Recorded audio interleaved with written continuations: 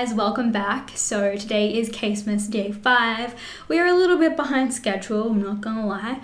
My internet is just not switched on in my new apartment just yet, so it has been an absolute ball sack trying to upload videos on my phone data, and I have gone over 4 times already, so that is an extra $40 I have to pay on my bill, because apparently for every gig that I go over it's $10. So that's amazing for me. Love it. Best time of my life. Today's video is an updated brow routine, which I am very pumped about. I literally just decided this afternoon that I was going to film this. I used to think I was so good at brows when I first started my Instagram, and I'm so bad. I was like, oh, it's like painful to see. I used to think that they were so snatched. This girl wrote on my video, on one of my Instagram videos, she was like lol and tagged her friend, and I was like, something funny. I was so sassy back then, and she was like, yeah, your brows. And I was like, you don't say that. But you don't say that. And I feel like brows just really like frame your face and just shape it. Like if I don't have brows on, I'm like, someone put the Mona Lisa in my house? I don't remember buying this painting. If you don't have brows, it's fine. You can draw them on. If you don't want to have brows, that's cool too. Don't have brows. You do what you gotta do. But I am a bitch that loves bushy ass eyebrows, and I am going to show you guys today how I get my bushy ass eyebrows. Doesn't happen often because it really just depends on the level of laze that I'm feeling that day. Sometimes I will just give them a quick little 1-2 and call it a day, but if I want to go all out and have like a really super model hairy looking brows, this is what I do. Anyway guys, I really hope that you enjoyed this video. If you do, please give it a big thumbs up, subscribe if you haven't already, and turn on notifications. That way you won't miss any of my uploads during Casemas. And we are just gonna jump straight into the video. Alright guys, so this is what my brows look like when I don't have anything in them. I do have microbladed brows, so you guys will see if I brush the little hairs down, you can see like where my hairs are and where the actual tattooing is. So I have had this done twice before. I had it first done about a year ago, and it faded fairly quickly. And then the second time I went somewhere else, I went to Sabina in Queensland, and that's what I have now. Basically, she covered up everything that I'd had done before, and I'm really happy with them now. It has faded quite a lot now, but that's just because I have oily skin and I haven't gone for my touch-up just yet. It's not as like defined as it once was, so I'm definitely due for a touch-up. I've just honestly been so lazy. My main goal when filling in my brows is just to create little hairs, just to make it blend more in the outer corner, because I'm really happy with the front of my brows. It's just the tail that I want to fill in and make look really hairy, and I love like that model hairy fluffy looking brow. It's either one of 2 ways with me. I'll either just, you know, quickly put a bit of brow pencil in them and call it a day and they'll look like trash, or I will really try and draw little hairs on. So I'm going to show you guys the little hands today. Let's just jump in and I will show you guys what I use, because it's very minimal, and it really doesn't take as long as you guys think it would. So you guys can see when I brush them down that all of these little guys are my hairs. I don't have many hairs. There's really not a lot happening in these brows, guys. They're very fake. Everything is tattooed on. It's just like a nice shadow. I can still draw on my brows however I want really, but I just have a little bit of backing there so I don't have to go as ham with the eyeshadows with the brow products. So the first product that oh my god, I just swear by this. I actually was turned on to this by Gina. I was watching one of her brow videos. Was it a brow video or just, I don't know, I was watching one of her videos and she mentioned this. This is the Bravo Conditioning Primer from Benefit. I just like, I wasn't really like, I was sleeping on it a little bit, you know what I mean? I wasn't really interested in using it, and I would just use it like before going to bed or whatever, because it is a conditioning primer, so it's supposed to like help grow your brows and all that shit. I don't really know, but Gina was saying that it's amazing for like setting your brows as like a brow gel. As soon as she said that, I was like, you know what? I'm like, gonna try that. And I did, and I've been obsessed with it ever since. So basically the first thing I do is I like to run this through my brows. So I wind up a decent amount because I'm crazy. I love it.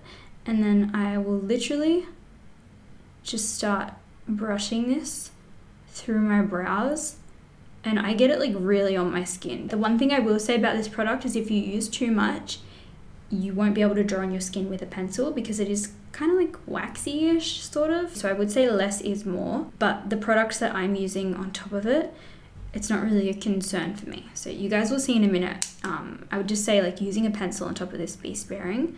But if you're going to use like a pomade or something like I am, you guys should be okay. Another thing is it can kind of stick in your foundation because this isn't intended to be a brow gel. It is a primer, so it's something that you're meant to put like on under things, not over top. So if you have any foundation around your brows, it can just kind of make it the tiniest little bit lighter when it gets stuck in there. I don't know if you guys can see the difference already. Just like these hairs right here, they don't stay up. My hairs just kind of go like that, and like I can brush them up, but they're not going to stay there. Whereas like this stuff really just like, I feel like it really separates the hairs, and I don't know, just makes it look so much hairier than they actually are, because it kind of wets and like every individual hair. So I feel like they look more defined, they look darker. I always keep a little spoolie handy with me, just like one of these.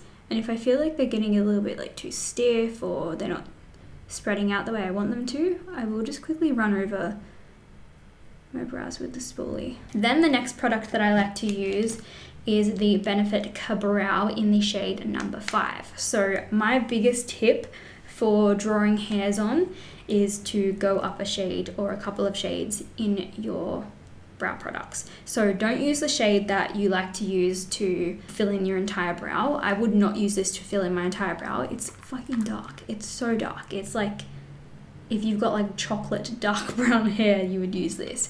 My brows are not that shade. If I was going to fill in my entire brow, I would probably use like number 3 or number 4. The reason I use this one is because it is so dark, so I'm able to get a really defined line when creating the hairs. I just feel like when you use a brow product that's the same color as your hair, you can still see where my actual real hairs are and where the product is that I'm drawing on. Whereas if I go in with a darker one, you're kind of balancing out like the depth and the texture. Instead of it looking like you have product in your brows, it's just going to look like it's actual hairs. Does that make sense? So all I do is I take the little brush that comes in the top of the applicator. You can pop it in the top like this, but I mean, I'll use it like that now, but I can honestly never be bothered. I always just clean off my brush on a nearby towel or a cloth or something, and then I will literally just get the littlest bit, and then I will scrape it off on the sides. So you want to get a really sharp tip. And then I kind of just eyeball where I have any hairs missing. And I will just, like, that's 1, that's 2. And I kind of just start drawing on little hairs. And you can see when I run out of product, so then that's when I dip back in and scrape it off again.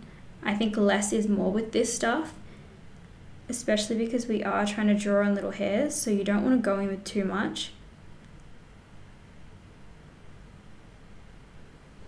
It's like it's already looking so much hairier than it was, and I do it really sparse, so I won't go any more, like any closer together than I have with those hairs, because if you go too close, I feel like it can look a little bit unnatural.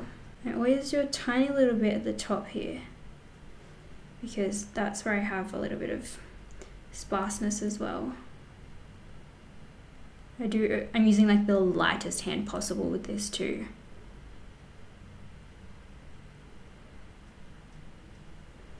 And then like here's another little gap, so I'll just do a couple little strokes down here. We're not going to worry about the shape too much at the moment, because I do go in and like refine them a little bit. So anywhere that I feel like needs to be like a little bit higher, I'll just kind of draw some little tiniest hair strokes. I never go along my brow with like a strict line, because I feel like that's when it gives it away that it's makeup, and like I am wearing a full ass face of makeup, but I just don't want my brows to look super makeup-y. Like I really love the look of untouched brows, but I just don't have the luxury of doing that. So this is like my way of faking it. Because it is so dark, you guys can see how it just fakes little hairs, but it doesn't actually make your eyebrows look insanely dark and too crazy for your face. It's almost like they look the same color as the brow hairs that I already have there, and because you're leaving a gap in between each like stroke, you're still getting like that kind of texture and that depth and a little bit of like that color mixture, so you're not getting like a block brow. If I feel like defining them, sometimes I do this, sometimes I don't, just depends on the level of laziness, but I'll take a little bit of concealer if I do want to define them, just on a little concealer brush. I don't like to take too much. If I haven't done my foundation yet and I'm doing my brows first, say if I'm filming, I usually do that because I can't bother to do my brows on camera every time. I'll use a bit more concealer because I know that I'm going to be putting eyeshadow on top and I'm going to be doing like an eyeshadow base and everything anyway. Or typically I just literally do my brows after I've done my foundation, kind of like I have today, but no eye makeup. So I'd usually just do my concealing then, and I can be a little bit messier with it.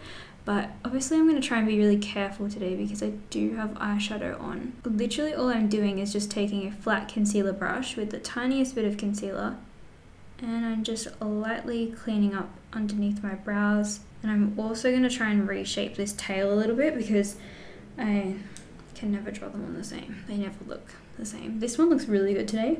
It usually looks like crap. And then I just take my finger and blend in the edge of that. And I feel like it just, I don't know, just cleans up underneath the brow, makes it a little bit more defined without you having to draw that defined line of brow product. I feel like it's just such a good little cheat.